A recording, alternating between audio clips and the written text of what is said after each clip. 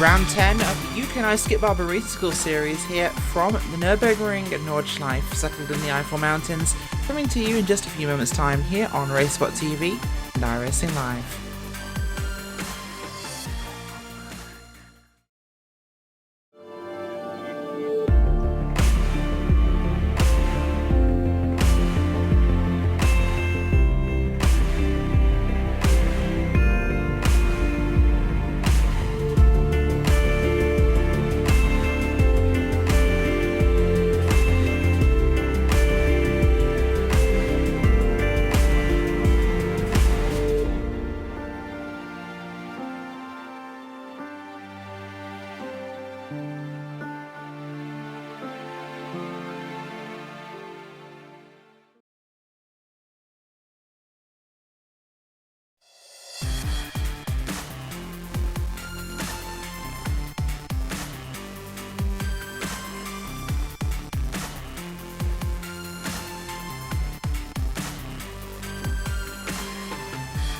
In the town of Nürburg in Germany, settled in the Eifel Mountains, there's a racetrack. That racetrack is the Nürburgring, a world-renowned, feared racetrack, biggest and the baddest racetrack in all of the planet. I'm sure some people come up with some other ideas, but well, we're here tonight for round 10 of the UK&I Skippys Race School Series here. And, well, it's going to be an exciting one, of course, as always, here on Racespot TV and iRacing Live. Rachel Wyford joined by, as always, Linus Brostrom and Connery Maddock. It's going to be an incredible race. 3 laps long. Yep, 3 whole laps. That's practically qualifying. But, of course, 3 laps here are in the region of about 8 minutes. So, it's going to be a tough one, with over 160 corners for these drivers to negotiate. It's not going to be a very easy challenge. Well, we're joined here at the end of qualifying, and well, we can give you your grid positions before we go to your starting grid. That's always a good one.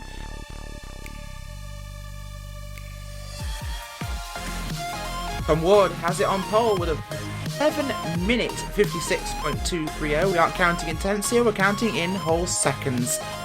Second place, Matthew Daniels. David Grunnell in third, great to see him back. Mario Larson in fourth. Oh, he's a whole 2 seconds back from your pole sitter. Ryan Walker is in 5th, Alan Piercy in 6th, Chris Malcolm 7th, Mick Watson in 8th at 8 minutes flat. Iman Tanides, he's in 9th, and James Barrington is in 10th. So, best results on your screen. It's a very spread out field. We have from 7:56 to 8 minutes 29 in the drivers who managed to qualify. Linus, of course, qualifying here, not that simple. No, definitely not. It's a very, very long lap, and if you get one off track here or goes in the gravel once, your lap will not count, so you need to go around this track for about 8 minutes and not make a single mistake, because then you'll have to go all over again. Certainly will, and well, we thought we were about to go straight to the grid here, but apparently they give you enough time to finish a lap at most racetracks when the checkered flag shows.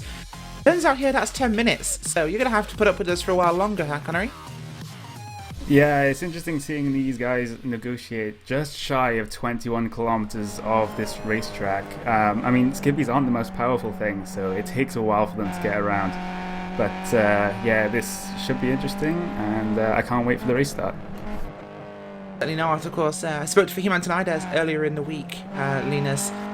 We issued him a challenge to start at the back of the grid every week for the remaining rounds of the season, because he's already won the championship again. Fahim Antonides has successfully defended his championship title simply because with Stuart Adcock no longer running, nobody else is physically capable of catching his points totals. So we said, Fahim, start at the back every week, see how high you can climb. If you can win, amazing. I think Fahim must have forgotten because he did qualify in 9th, but well, that is probably because it's part of the practice session. 4 seconds difference between himself and Tom Ward, the pole sitter. I think he can make a difference here. Well, first of all, 4 seconds here would be about 3 or 4 tenths at a normal lap. I think I probably won't be able to win, but he's easily going to get up to the top 5, and I think we'll see him make some great moves in this race. Especially since he's won a championship, he's got nothing to lose at all. We certainly will, of course. On board with the treble 6 car of Mick Watson at the moment as he's on his qualifying lap here. It'll be interesting to see what he can do. This track, Connery, this takes no prisoners. It certainly doesn't, and there's not a lot of runoff. If you make a mistake, those walls, those Anko barriers come up very, very quickly. And of course, in real life, you have to pay to repair those barriers, so it isn't really advisable. Certainly not. And, well, we talk about the Skip Barber being a low-powered car. A lot of parts of this track are quite flat in GT cars, Connery. I'd say a good portion of this racetrack is pretty much flat out in the Skippy. Yes, I did some testing here before the race, and it does seem like it's flat out a lot of the way around. But it's tough to learn like the 160 odd corners that are on this track. So sometimes a corner comes out unexpectedly. So whoa, I don't really remember that one. Oh my god. Certainly can trick you, of course, this racetrack, Linus. You can think you're in one section of this track, and all of a sudden, no, it's actually a similar segment of racetrack leading up to a whole different challenging corner. Yeah, it's got so many corners. Unless you've done hundreds and hundreds of laps around here, you're never gonna learn the whole thing. But it makes for some really, really great racing, and I think we're in for some spectacular both crashes and passes, and maybe some great battles as well today. So someone's gonna forget a braking point somewhere, and I'll drive the car in front of him, I'm pretty sure. It's certainly been a recent trend in missing braking markers, Connery. The guys in the series getting quite angsty, but the competition getting very close here. Of course, these guys have all been incredibly talented, and that talent level has increased now to the point where we're seeing more cars qualifying in a very short period of time, very close together. Unusual for a league or series, but just showing the quality of the racing here. Yeah, I mean, Tom Ward has got a good amount of time over the field, almost a second, but everyone else seems pretty close together, especially considering how long it takes to get around this track. Being a few tenths away from each other isn't actually all that bad like it would be on other tracks. Certainly not. We just heard that David Gronell, who is qualified in third with a 7-minute 57.5, has retired from running. Shoulder injury has kept him out of the car. Well, we wish you get better soon, David, and unfortunately we can't see one of the old-timer stars of the series running once again, but we hope you'll see you in a couple of weeks' time for the remaining rounds of the season. And there's so many old casting characters back in the UK&I Monday Night Skippys. Linus, he's coming to the end of the lap here. Is Mick Watson we've been keeping an eye on at the moment as he comes to the second kind of mini carousel here. This racetrack, especially the end for the Skip Barbers, very fast. Really tricky to get these tight corners like the carousel right, of course. How do you think guys are going to be passing here? Is it simply a case of attrition? Well, I think whoever's the bravest is going to make the pass here, or whoever doesn't make a mistake. But as we can see now, the long straight's coming onto here. We're going to see cars passing each other back and forth down the whole straight, because this is so long and these cars have so much draft on each other. I think this is where we're going to see most of the passing. Absolutely, Connery. The draft passes are quite spectacular here, of course. Do you think we could see maybe 2-3 passes on a straight between two separate cars? Is it going to simply be IndyCar switch and reverse, or one pass and you're done? I think it's completely possible that we'll see 2, 3, 4 passes between two separate cars down this long straight. I timed it, and I think it's about a minute just to get down from the start of the straight to the end of the straight, and you can definitely pull off a few passes in that time.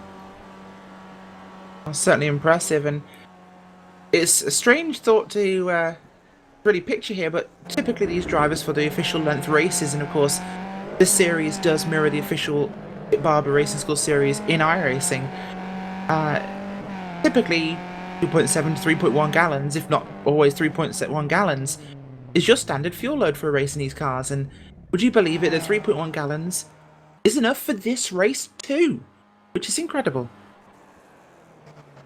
Yeah, I think 3.1 will be enough here. It's usually the standard fuel, but I think it will be enough here. That'll be great to see, as we have 3 minutes 50 remaining on the clock. I think everybody has finished qualifying at the moment. Nobody else on the racetrack. Perhaps we might see someone take pity on us up here in the booth and advance that session so we can get this going. But at the moment it is a very quiet pit road, no cars out on track, and our non-qualifiers have not gone out for a lap, so we'll have to see what happens. We're going to take a quick commercial break, and then we'll be back for your grid, so join us in just a few seconds.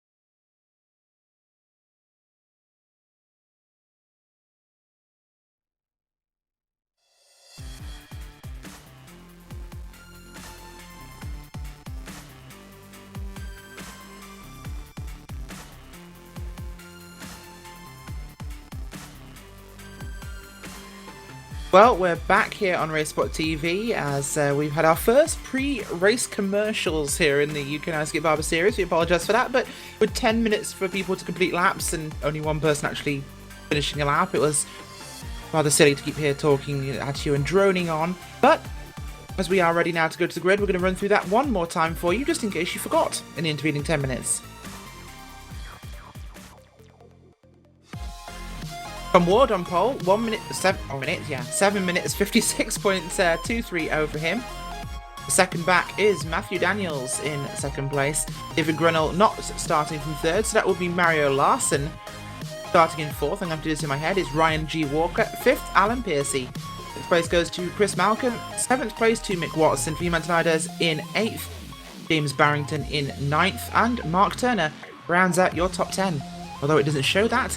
That's because we know third place Dave Grunnell is not going to be running tonight, so he has decided to destroy our grid and live timing for us. But of course, if you want to keep live timing of this race, which will be useful because the in-race timing is not going to be relevant here, you can go to www.racebot.tv/timing. That's racebot.tv/timing, and you can see the live lap timing as it goes.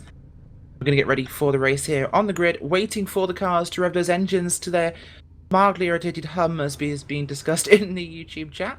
And, well, the back end of your field, Linus, they're starting round the corner. Yeah, it's going to be a bit tricky for them, both because it's turning and, you know, they're not going to really see what's going on in front of them. But if you're starting on the inside, you're definitely going to have an advantage there, so we'll see what happens. Someone might spin out. Well, we're going to hope that no one, in fact, spins out in turn one. It's a pretty tricky start to the lap here for the Industry Fahrten, which is the layout we're running on today. It's the Industry Fahrten, rather notorious layout, so they actually get to complete a lap without having to come back down pit road and going through a toll booth, which could make for a very awkward race, I'm sure. Weather conditions currently partly cloudy, 65 degrees Fahrenheit, 75 degrees track temperature. Winds are from the southwest at 11 miles an hour. Relative humidity is 45%. Engines are revving. Humidity in the cockpits is rising because the lights are on. The lights are out and away we go, racing at the Nürburgring Nordschleife. Good start by Tom Ward. He has the run into turn one, as does Matthew Daniels, Mario Larson in third. And that's Ryan Walker sitting in fourth. He got a good run as well. Top few of your field are through without issue. In fact, everyone taking it very patiently at this stage, Linus. Yeah, there was a few close calls further back in the field with some stack up. I don't think anyone made any contact, so everyone's going through the first corners pretty nicely, and all single file now coming down to the first few turns. Thank you very much, and of course I do have to make a correction. I've been told I'm an idiot, and it is in fact timing.racespot.tv, which would have been nice if I'd been corrected by my director, but I wasn't, so timing.racespot.tv. Out front, Tom Ward still in a good run. Daniels in second place has dropped back a short amount, but this is a long race, even if it is only 3 laps. What's happening towards the back of the field, Connery? Yeah, they're all single file right now. I don't see any battle developing, but as we get further on in this lap, we should see some fights starting to happen as people gain more confidence in the car and the track. They certainly will, and looking towards the front, it's still pretty quiet. The front 4 or 5 cars have made a breakaway. One of those being Alan Piercy. Chris Malcolm is in the second pack there. Has been passed by Mick Watson for P6. Mick Watson there up to 6th place. He's got a train of 4 cars himself, Antonides and Barrington. Really your top 9 cars there with, well, I believe that's Bill Fraser's got a good run. He's managed to pass a few cars already. He's up to P10, we believe. So we've got a pack of 4, Linus, a pack of 5. It's beginning to really break away. Yeah, I think we're going to see this throughout the race. It's spreading out, bigger packs, and then further on we get, the smaller the packs are going to get. But we're pretty used to seeing this in the series, so see what happens. Down the straight, I think, though, might get people catching up from pretty far back, depending on what everyone decides to do. Certainly will congestion here in the first set of chicanes on the racetrack as the field will flow through.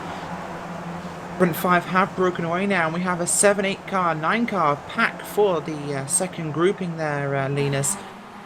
Pretty tight, with a couple of passes made already, but everyone being very patient on this tricky lap. Yeah, we had a few passes down, or a couple of passes, should I say, down the first little straight, but everyone's taking it pretty easily through the corners, just as we see a lock up there at the back of that pack as well. Not quite sure who that was, but everyone's still going nicely and pretty much all in a straight line. Nothing, no real big action going on just yet. Certainly not, as we flow down now, down the side of the valley here, heading out towards, I believe it's one of the parts of the track where Niki Lauda was injured quite terribly in 1976. As we drop down into valley floor here, we're going to run down through the mountainside, this valley bottom where the bridge crosses over the river in the town of Nürburg, and they'll run out to the cross we at have the an other incident side. here with the 27 of Jamie Bird. We'll get a replay up for you now, but he just... I think he misses a brake. Oh no, he just loses it on the brakes and the car just goes straight right into the Armco barrier. Hopefully you'll see the replay up on your screen there, and he does lose the back end of the car.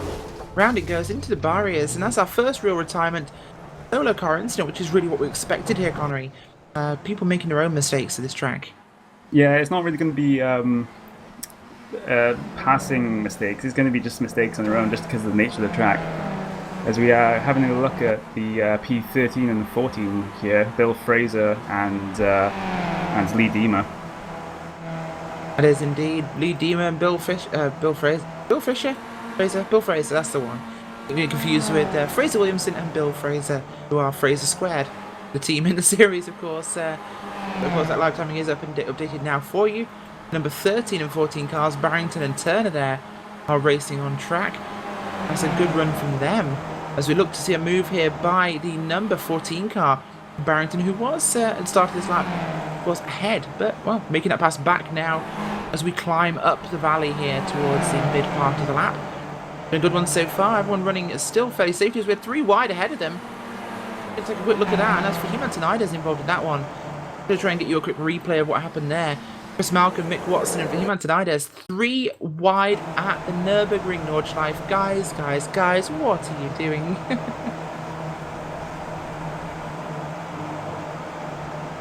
Linus, do you think it's perhaps too early to be driving that way? Well, it's still only the first lap, but these guys are not holding back for anything and they want to go, and that's what we will see on the long straights here. They get so much draft, they don't want to sit back, they're going to try and make the pass. And going 3 wide might be a bit optimistic though, but luckily they're all still alive. Spreading out a bit now though, so... Certainly is, of course. He-Man Tonida's, we know who secured that championship. He has nothing to fight for at this stage other than glory. We're seeing a different sort of He-Man Tenida as we're used to seeing in this race. But it is a refreshing one, of course, Connery. He's having some great fights here. What's happening with you? Yeah, I'm just watching this battle with the 3 car of Mark Murphy and... Sorry, but Fahim is out. He's crashed out. Oh, he has. And Tonida's is out. Going to go try and replay for you. But again, it's a solo car incident. He carries too much speed into a corner for a tightening apex. Car goes straight on the curbs and into the Armco. He is out of the race. Oh, we said he was being a hero, Connery, but that's... he's not Superman. He can't fly. Yeah, exactly. I think he just needed to, you know, just get this first lap over and done with, and then try and start making moves and really put some pressure on the cars in front. But I think he was trying a bit too hard there. He certainly is, and we're climbing up towards the carousel now. Looking at P2 there, that's the 41 car of Matthew Daniels. He's chasing down your race leader, Tom Ward. Actually, no, he's not. Tom Ward's run off into sunset. He's being chased by Mario Larson in 3rd position, so trying to hold on to that spot as we approach here the carousel up towards the top of the lap. Trickiest corner on the racetrack of all, I'd really say, Linus. Really got to get that balance right, and riding that concrete inner loop, shall we call it, is really unsettling for these cars. Yeah, you really want your setup to be on point, and you don't really want to wiggle your steering wheel too much, because that will make your car unsettled and you run very high risk of going in the wall, because that is those kinds of corners that they have on this track are very, very tricky. It certainly does. Here we are on the front straightaway. We'll see for the first time exactly what passing can occur here and just what effect this has as the drivers come up now. This is huge, Connery. This straight is massive. Look at the pass. We'll see the driver of Larson there passing Daniels. No worries whatsoever. But will we see Daniels have time to come back at him? Yeah, he's looking for it. He's looking for the draft. He's going to stick it right underneath that gearbox and rear wing, and he's going to swing out and hopefully get the pass completed. He has a car in front of him that could possibly help him with the draft here, but I think he's too far ahead. but he is slowly going to get it. I think he's going to get it by the end. But there's a slight left-hander here, so Mario Larsen can actually get on the inside, and he actually has the advantage now going into the last few turns here at Nordschleife. He won't have enough of it. He does. He has to back out there, but that's incredible. We don't normally see what we expect. If you're leading onto a long straight, you're not going to be leading by the end of it. But Linus, this straight is so big, you could be leading going onto it, get past, and pass someone back. That's crazy. Yeah, it's going to make it really interesting as well, and hard to decide your positioning on the last lap, because you don't really want to be ahead of someone going onto a long straight, but here you might as well, unless you've got two cars behind you, because then you can all of a sudden fall down to third in a group. So it's going to be really interesting to see what the top drivers decide to do if they're in a pack towards the end. It certainly will do, of course, and a little idiosyncrasy about the racing here, of course. You saw the drivers there running on the left-hand side of the racetrack. Of course, that was for the effect of the draft, but as one knows, like Mosport Connery, running down the right-hand side of that straight, same as the Andretti hand side of the track, because it's actually a shallower grade. Yeah, but as we saw here, it was just he had such an advantage on the inside going down the straight. It was actually negated the effect of the draft. It certainly did, of course. And Linus, what's happening in the mid-pack? Nothing really much. We had a battle between Barrington, Watson and Malcolm, which ended on that long straight. Other than that, we don't really have anything going on from what I can tell. It's certainly quieting down now as the individual car speed has really shown. We saw in qualifying, of course, Connery, that the time for pole and the time for last place of the qualifiers was 35 seconds difference. That's massive. We must have expected this field to spread out very rapidly, but to see cars still fighting together, like we have Daniels and of course Larsen, is huge. Yeah, you've got separate packs forming, and we've got the camera on Doug Pickering right now. He's just being pressured a little bit by Luke Ridgway. That's flood glass, I believe.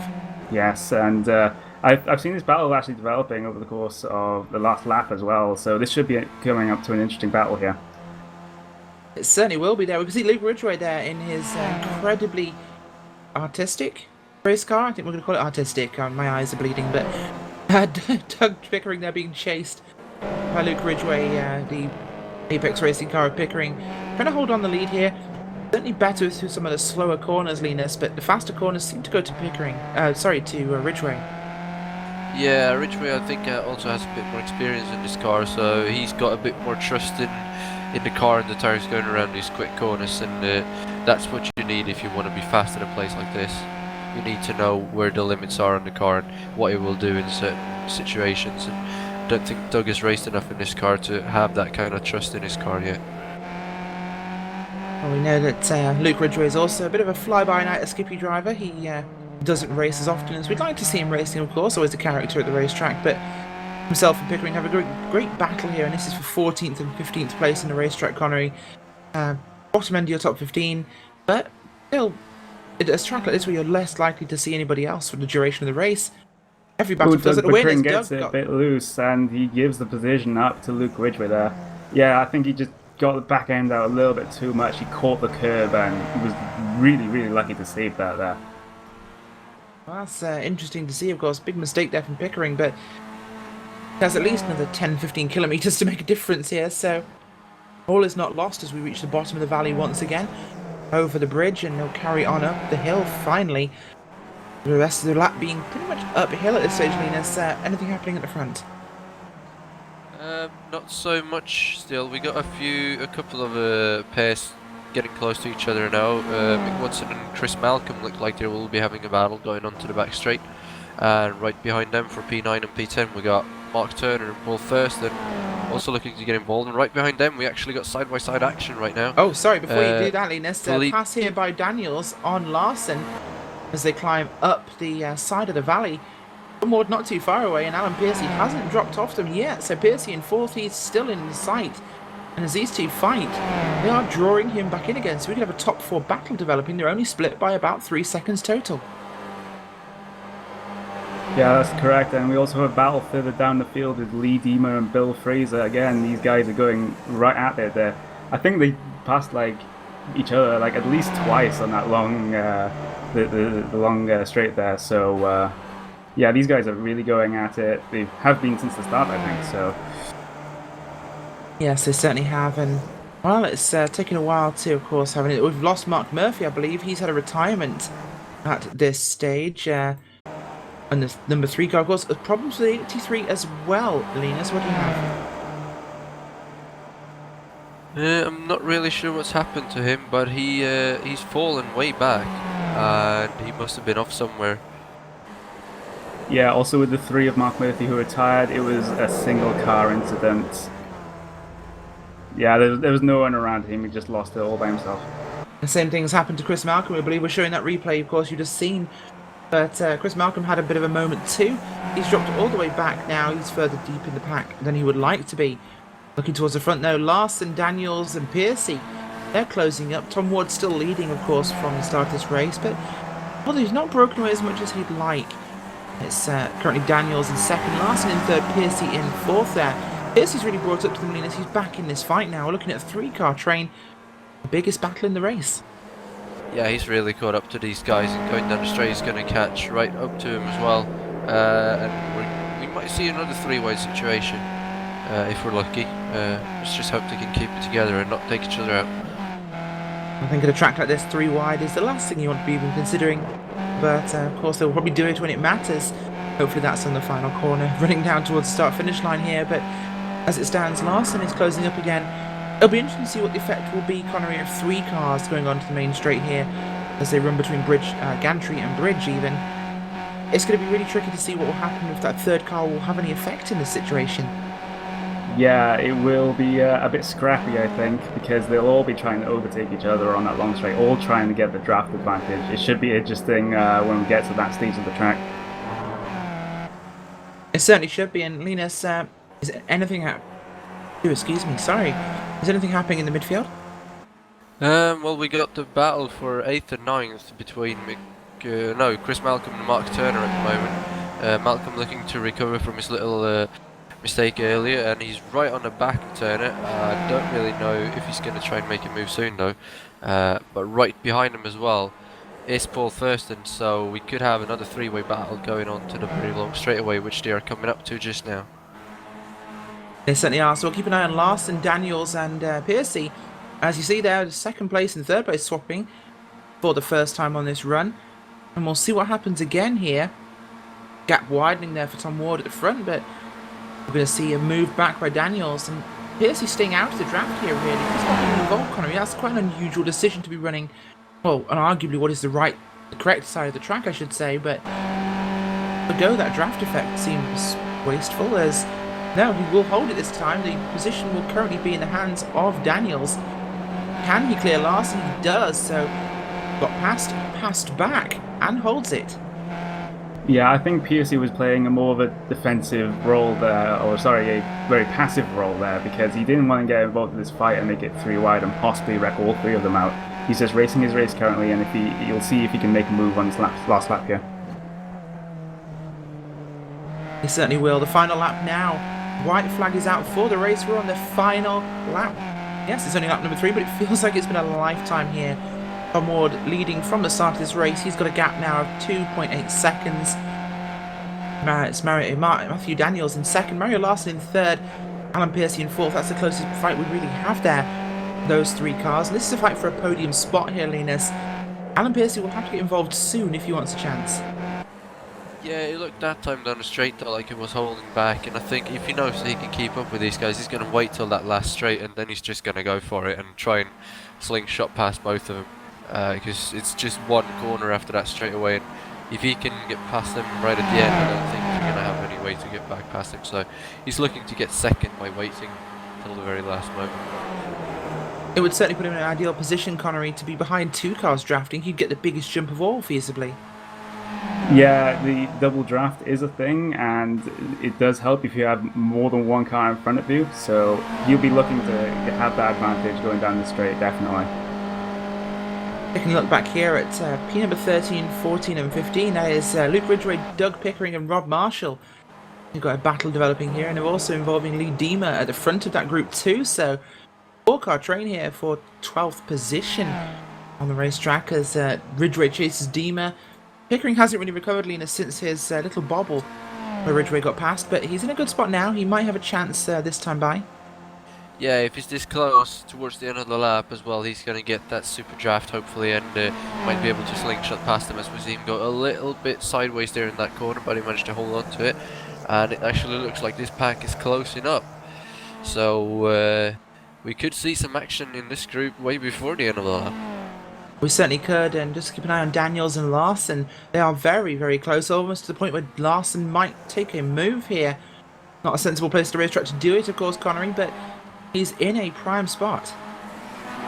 He is, and he has options here. He could wait to the long straight to try and make a pass, but of course that runs the risk of getting passed back again on the same straight, because these cars, they're so underpowered and they take a minute to go down the straight. So, and we've already seen passes like that. So he's got to consider his options carefully here. Yes, he certainly does. As we sort of fight between Mick Watson and Chris Malcolm has spread out, as has Mark Turner. He's dropped back as well.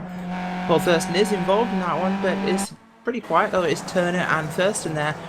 Bill Fraser's on his own. Lee Deemer, Ridgway, Doug Pickering, and Rob Marshall. Those 4 cars very close together, as this fight could be evolving into a big one. Yeah, they're getting closer and closer to each other, and I don't think they're going to be holding back too much, as we see Luke Ridgway looking up the inside of Deemer, but he does not make the move just yet. He's not getting quite close enough, but this is going to turn into something really big, I think, towards the end, and this will probably be the place to look, apart from 2nd and 3rd position. It certainly is. Rob Marshall also looking at Doug Pickering there for the 14th spot on the racetrack. He wants to make a move as well, as we have a slow car. That is, I believe, Luke Ridgway. Very slow. Doug Pickering almost able to make a move there as we run towards the bridge here at the bottom of the valley again. Will we see a move by Pickering? No, not this time. He's going to hold his own for the moment. I'd love to see this group of 4, Connery, as we head onto the main straight. Of course, that'll be a huge one to watch, but we have time. They're 30 seconds back from your race leaders, so we'll be able to see both fights as they happen. Yes, and we have a pass for P2, or well, Daniels and Mario Larson are still fighting. Larson is getting very, very close to the back of that 41 car. He might have a look at the end of the straight, but I think he's just going to tuck in behind you. I think he'll wait for the time being, of course. He knows he wants to probably be leading going on to the main straight, so he can then have a chance to pass back Linus. But what role will Piercy play? Well, it depends what kind of draft he gets and what the 2 in front of him does, but I think he's going to be able to draft past both of them. The good thing from Matthew Daniels, though, is that he might be able to stay in 3rd by getting past Larson, but it's just so unpredictable because the straight is so long, so anything can happen. It all depends how close you are. As we see Larson making a mistake, and Piercy goes through in the carousel. He does indeed. Alan Piercy there takes advantage in the carousel of a wobbly Mario Larson, and through he will go to P3. Has this killed the race and a chance of a podium for Mario Larson, Connery? Well, I think he's still in with a shout, but it's looking less and less likely as this lap goes on with that mistake. He's just got to put his cool head on and try and make up some positions back now, especially on Alan Piercy and then eventually Matthew Daniels, but he's running out of time. Looking further back in the field, P12's changed hands. Lee Deemer made a mistake in the carousel as well, and Luke Ridgway has gotten past him, so move Luke Ridgway up to P12. Doug Pickering's also lost a spot to Rob Marshall, so that fight has changed a bit, but well, they're still pretty close together. Although a breakaway Linus for Ridgway, he's actually managed to gap the other 3. Yeah, I think Ridgway, he managed to get by Deemer pretty quickly and then pull away before Deemer got back up to speed, and since the other 2 passed each other as well, they dropped back from them, so I think Deemer might be safe, but Ridgway, sorry, but Deemer getting closer again here, so if Deemer can catch back up, this is gonna be a 4-way battle down the straight anyway. It's pretty hard to tell, it all depends. What has really changed the landscape here, of course, is Ridgway's breakaway there, and in second, the mistake from Larson means that well, Alan Piercy and him are fighting, but that's allowed the car of Matthew Daniels at 41 machine to break away. He might well be securing second heading onto the main straights, of course, as we are getting close to the end of the lap now. Up here, and one of the highest parts of the racetrack here, actually, as we'll drop down towards the towards the start-finish line as we'll head through the second smaller carousel up at the top of the lap here. Not really the full one, but it's certainly one of those tricky banked corners there with the concrete on the banked segment. But running now towards the end of the lap, this is the tricky part where we'll see the times really close up. Quite a fast segment, Connery. Yes, I don't think Daniels has gained enough time on Larson and Piercy to break the toe here, so we will be seeing a three-way fight down the straight.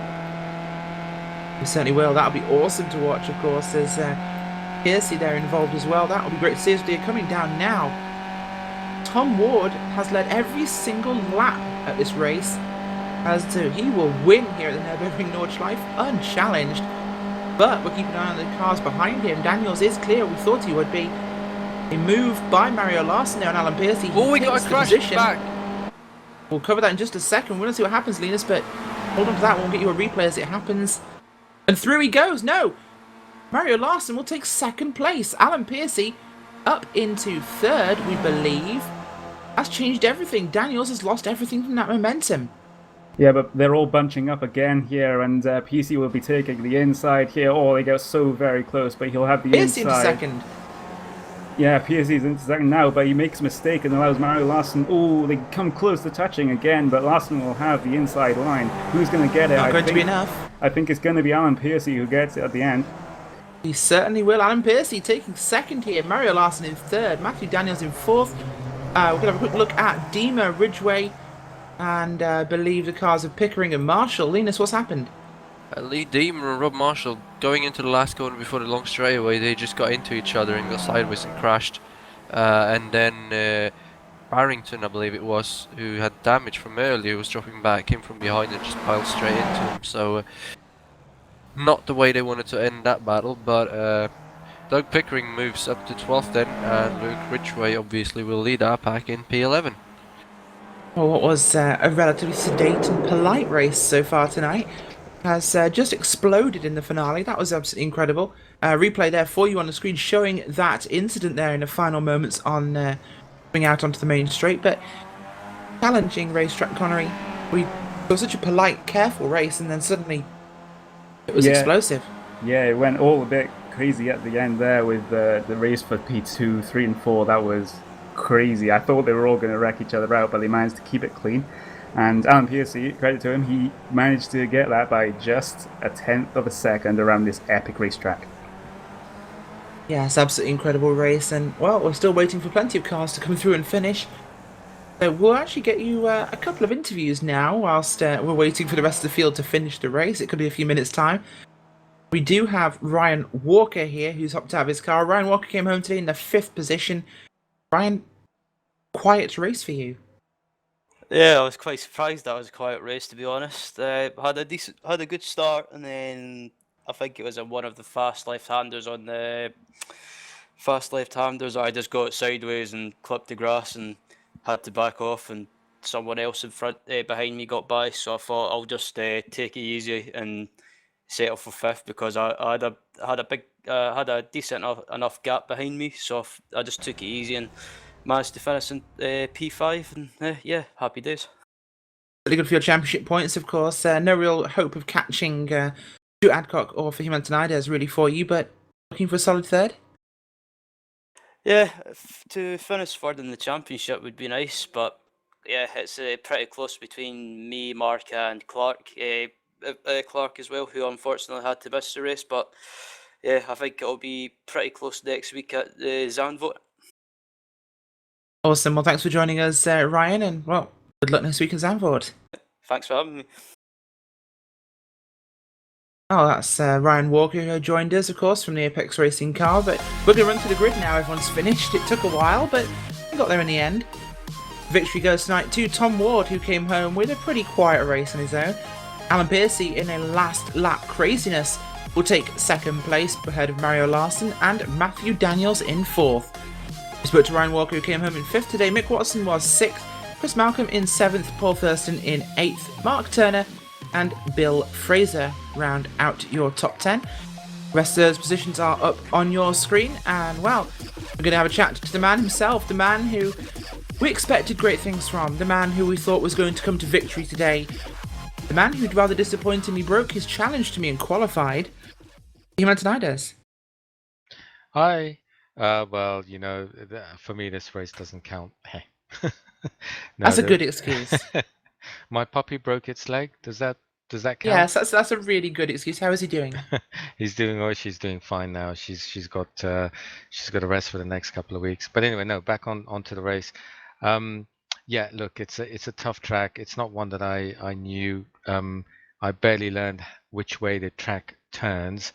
And I think I learned all the way up until where the carousel goes, and then from the carousel onwards, it was a bit of a mystery. It was a bit of a guesswork. So I think it was never going to happen on this track. I just wanted to make sure that I qualified high enough to stick with somebody's draft, and I failed to do that. I mean, the only challenge today for me was to stay on track, and I failed in doing that. The first lap, I stuffed it into the wall. I had to reset the car, 4 minutes tow back into the pit lane, and then on the final lap I managed to stuff it into the wall, not so hard this time, but enough to give me suspension damage and limp home. So no, I was never going to survive the green hell. Well, the green hell has bitten you, of course. But Zandvoort next week, are we going to see a real run from the Fehmarn as we know? Are you going to sit at the back as we discussed and try and get up towards the front? Yeah, look, I'm gonna give that a shot because I like that track. It's one that I'm pretty handy at. Now, that's not to say that I'm gonna be audacious enough to try and or arrogant enough to think that I could win it from back there. It's just too many good guys here. But it's a bit of fun for me because I've got nothing to fight for at the moment. So for me, it'll be just one of those sessions where I'll start from the back and try and avoid contact and see how far I'll get up the field. I don't. It's not possible to get a win from the back in this kind of field. There's just too much quality here. Very sportingly put to view for him, of course. We'll look forward to seeing what you can do actually in that race and just see what is achievable at Zandvoort. But thanks for joining us as always, and well, we'll see you next week. Cheers. Thank you very much. We're joined as well by Paul Thurston. Paul came home today in the 8th position. Paul, what a track. Yeah, I love this place. I mean, I did a fair bit of practice this week. Did about sort of 23 laps, I think, in practice, which doesn't sound much, except it's here. It certainly is. Challenging racetrack to run at, but with the Skip Barber car, perhaps easier than in some other cars because corners where you actually have to lift or brake, you are flat out. I'm not sure that there are that many where we're fully flat out, to be honest. I mean, a lot of them you just a slight lift just to get the back end to come out slightly, and then you're drifting it around.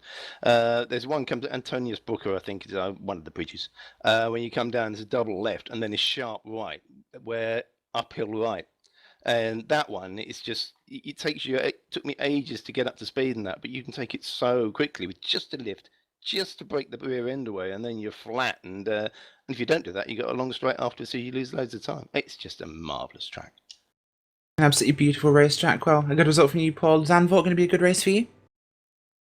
I don't know. I mean, it's one of my bogey tracks, but I've said that about a few tracks, and I've done quite well. I don't like the place because it's too wide and there's too many lines, but you can't use any of them because of the marbles. But we'll see. I mean, I've had a good run. I've had a good run since the second race of the season. I think I've done better each race until this one, but I'm not going to complain with 8th at the ring. Well, spectacular for you, of course. And, well, thanks for joining us. We'll see you next week. Cheers, Rachel. See you then. Linus, Connery, some final thoughts before we close up tonight's broadcast. And what an amazing race we had here at the Nürburgring. Linus, it was just phenomenal racing. Clean, green, in hell.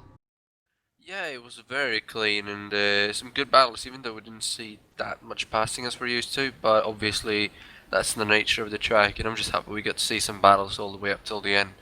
But I'm really excited to see what next week will bring for us.